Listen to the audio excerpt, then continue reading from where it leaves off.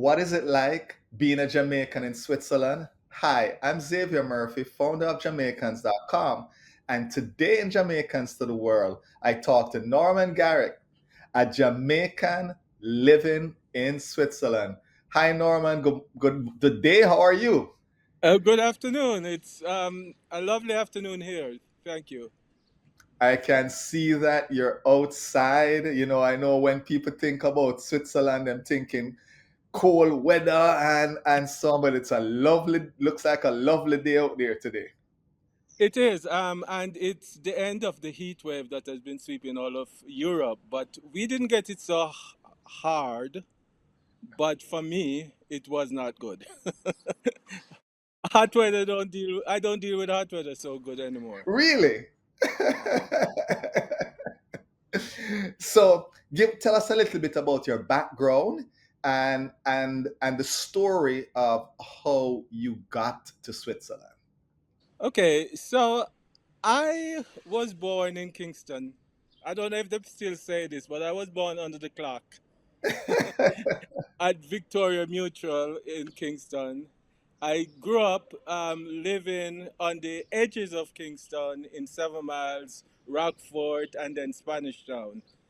I went to college in the University of the West Indies studying engineering, so I was in Trinidad. And then I worked for a few years in Kingston, then went to graduate school to get my MS and PhD at Purdue University in Indiana. After that, I went and worked for 30 odd years at the University of Connecticut. Wow. Um, Switzerland is an interesting story. I've had a long history with Switzerland. It's actually, even before I moved to Connecticut, I came here for the first time in 1985, before I started my job at UConn. So it's been a long and very interesting history.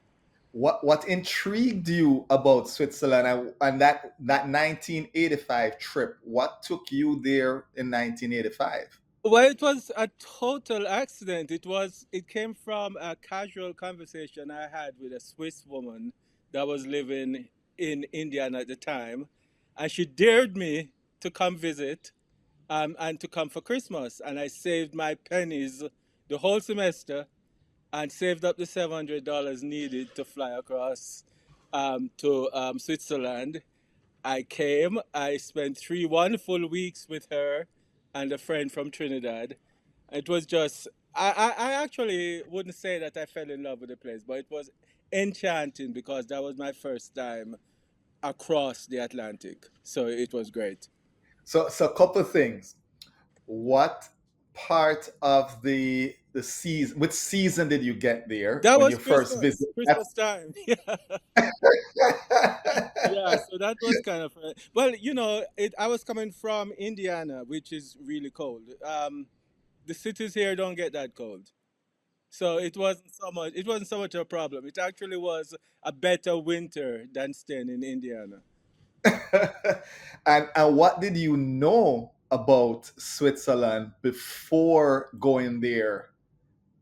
I knew nothing. In fact, what got me there was ignorance because I was making fun of this lady. Switzerland was in the World Cup, and I was like, how can Switzerland be in the World Cup? There couldn't be any place to play soccer. There are no flat places in the country. So it was just pure ignorance that got me here in the first place. and and so you were enamored after that first visit. How many times after that did you go back? Well, I didn't get back until 1996. 1996, I was living in Cambridge, UK. I was on my first sabbatical leave, and I was doing a tour of Europe with my husband. And we were in Italy, and I told him I want to go to Zurich to visit my friend Heidi. And he says, no. And I said, yes, we're going. So that's how we ended up back there the second time. And after that, he became enchanted with the place. So almost every time we came to Europe, he wanted to fly through Zurich. Oh wow. Oh wow. No. um what does a typical well, first let me back up. What city are you in? So I'm in Zurich. It's the largest city in the country by far. It's where a lot of the culture and arts and everything like that is in the country. So it's a fairly small city, about 500,000, about the size of Kingston. It's not a very big city, but it punches way above its weight in a lot of ways, financially, culturally, etc. 500,000, and you say it's a small city. Well, I mean, compared to places like London and Paris and, much better known cities that are much smaller than Zurich, that are much larger than Zurich. Right, right. So, cost of living. What's the cost of living like?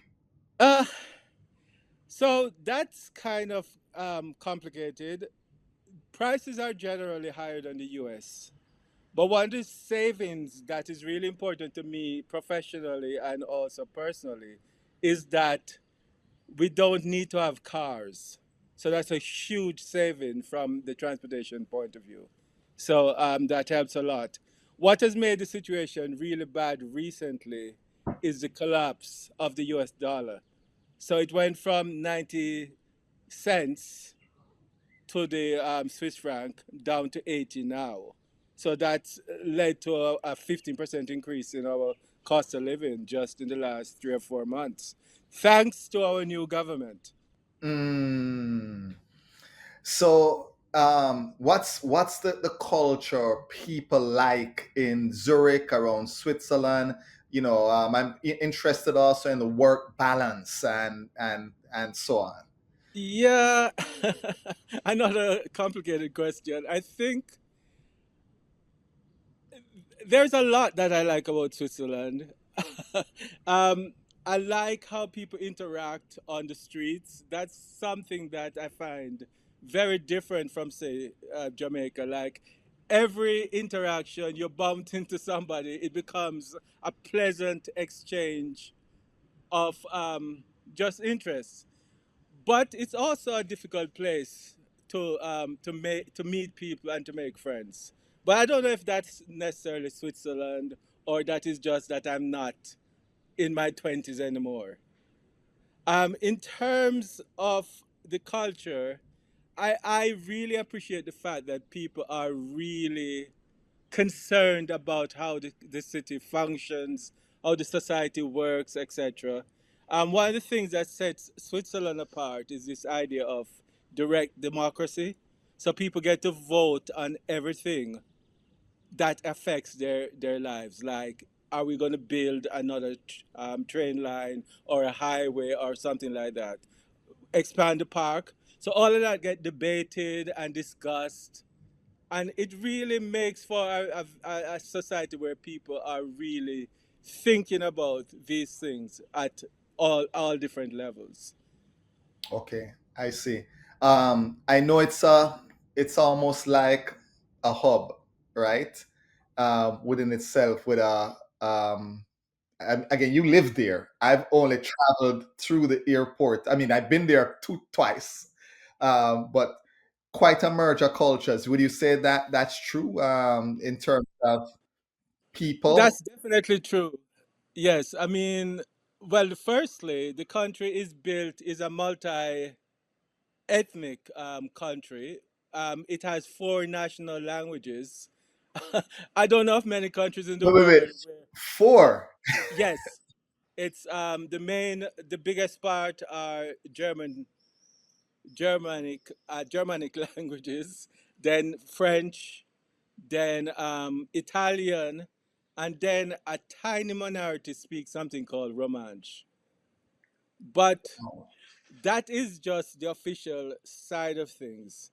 In reality, you hear English on the street, you hear Spanish, you hear Portuguese, you hear a lot of Eastern European languages, Russian, Ukrainian. So it's just a amazing melting pot. And in general, immigrants are accepted here much Okay. more so than I think in the US. Did you have to learn a language? I am learning German because I intend to be become a citizen over time. Okay. You need to learn the language. Um, there's a funny story about an American compatriot, Tina Turner, who, when she went to become a citizen, her language wasn't up to scratch, so she started singing. And of course, they gave her the citizenship. But I don't think I can depend on that. I'm gonna have to learn the language. She Are you, lives down the lake from me here. you you sure you don't want to get a voice coach there, Norman? Yeah, no, I don't think I can match Tina Sing, Turner. sing some Bob Marley. Yeah, for sure. Well, reggae is very popular here. In fact, there is a Swiss reggae band, or a few Swiss reggae bands here, Oh, really? singing Swiss German, but in a reggae style. Oh, nice, Yeah, nice. it's quite fascinating to me actually. So, you talk about trying to get citizenship there. Yeah, Is it difficult just getting? I think there's no visa required, right? You need a plane ticket to get into Switzerland. Am I about right? it depends on the country. So from the US, I did need a visa, Okay. and I think when I had a Jamaican passport, I didn't need a visa either. I believe so. Well, again, my travel there was years ago on a Jamaican passport. My first time was on a Jamaican passport, and I did not need a visa, if I recall. But working there, do you need? You will need some You type need a of. visa working here or becoming a permanent resident, which I am. It's not, there are not easy paths for Americans to do that. Okay, all right. So I want to switch up a little bit and talk about food, right? Um, and again, I am talking from some of my experience. I don't remember any Swiss type food, but maybe you're there long enough now to know what would be like a traditional Swiss type meal. Yes. So, not a lot. I mean, their food are generally like Middle European food, potatoes and meat and sausages. Rosti is a potato pancake that is associated with Switzerland. Fondue is also another relatively well-known food that is associated. It's melted cheese, and you dip stuff in the melted cheese. I'm not necessarily fond of fondue and things like that. But what I think where Switzerland really stands out on the culinary front is in terms of baked goods and in terms of chocolate also. And it's just exquisite. Okay. These German cultures and their baked goods is just a step above any other place, I think, in Europe for sure. Even France. Okay. So, do you go skiing? No. No. I am not a skier. I love the mountains. I love hiking in the mountains, but no, I went once sledding with a friend and I will never ever do anything like that again in my life. One of the worst experiences of my life. And I remember my friend Heidi told me a story about how her husband, former husband, loved skiing and they would always go skiing. And then one day she was up at the top of a mountain and she said to herself, "Why am I doing this?" And she stopped and she never went back skiing. It's like breaking your knees, putting up with the cold, paying all that money for lift rides. It's just crazy, I think. All right. What do you really enjoy as an activity there in Switzerland? I love being in the city. I love exploring the city. I love going hiking in the mountains. I live 15 minutes from the city center and 5 minutes from the edge of the forest. So, access to things like that. Just walking around and enjoying the place. But then, I mean, the cultural offerings are, it's almost scary, is, the movies, and the opera, music of all kinds. It's just incredible. And the bookstores, I just love that there's so many bookstores. So all of those things for me are what I love about the place. So if someone had told you right there when you were finishing UE and whatever that you would end up living in Switzerland, what would you have said to them? I didn't think I would leave Jamaica. When I went back after UA, I thought this would be forever. But it is after 3 years I decided that I needed to make a change. But Switzerland, no, even 10 years ago, it was just a dream. So no, it would not have been in the realm of possibilities. Have you traveled to a lot of the other European countries surrounding I Switzerland? have done most of my traveling in my working life. So my work took me to a lot of places. Now that I'm retired, I've found a place that I want to stay. So I have no. I thought I would travel more, but I don't have the desire really to leave Zurich. Oh, It's very tough for me to leave. So I haven't done much traveling since I've been here. where were the travels? Where when you were working? I know you were a professor. Yeah, so a lot in the US. I did a lot of urban planning all over the US. In Jamaica, in Africa, in Asia, and some in England also. So I got a lot of places all over.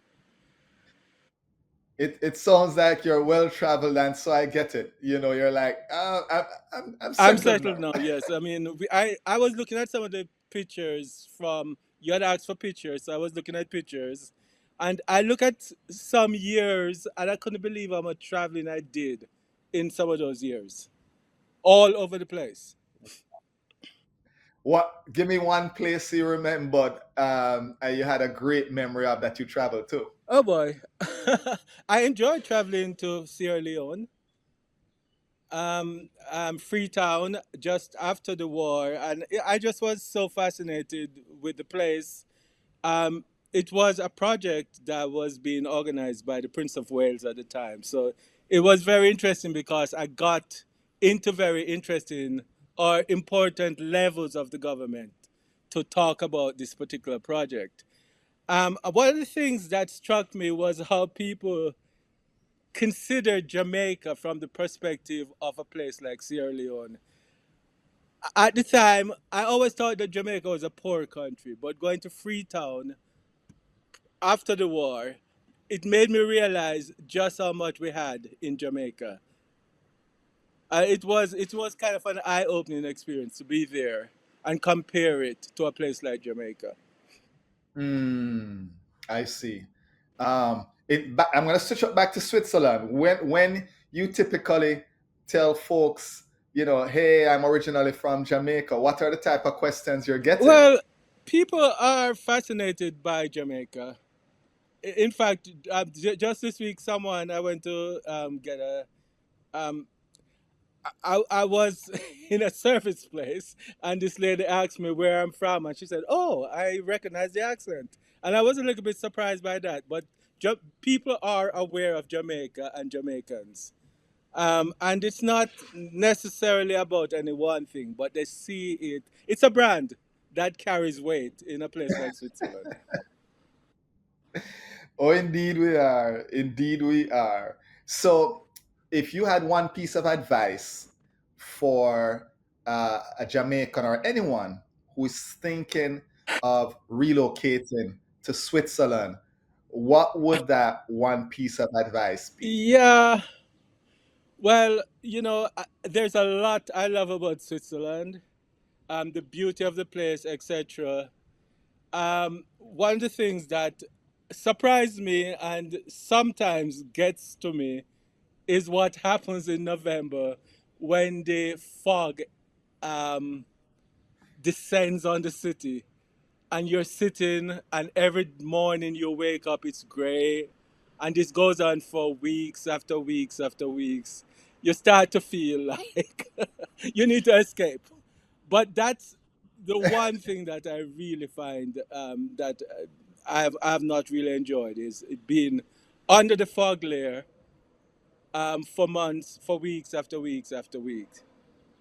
Does it affect you I think it does. I'm psychologically? getting to that stage, Um, yeah. But there are escape. You can always go take a train to the top of a mountain, and then you look down on the fog, and the sun is shining on you. So there are ways to escape it, and I need to start doing some more of that. I love that. I love that positive spin on it. Go to the top of the mountain and look down on it. Well, Love you it. need to be positive because I'm living in a place that in winter the roses are still blooming. So people think it's a cold place, but the winters are so mild. But nonetheless, you have to deal with this fog. So sometimes when I go back to Connecticut and the sun is shining and it's cold, I wonder which is worse. There's always trade off. There's no perfect place. Is guess what I'm Yeah, saying. I Yeah. agree. Well, Norman, thank you for telling us about your journey there to Switzerland. So, you're learning German. So, what is the typical way you say goodbye there in Switzerland? Well, the simplest way is to say Adi, Ade. But then if you Okay. say Ade, then they come back with something else, and it becomes like a competition. If you're in a store and you never get out of the place because people keep switching back and forth the different ways of saying goodbye. Well, I'm going to say Ade Okay. and leave it at that. I'm not going to be in competition. Okay. Guten Abend. Guten Abend. Wait. What's that one now? What is that one? No. Good Is that the evening. response to Ade? And one I just learned recently was Nabig, which is Swiss German for good night.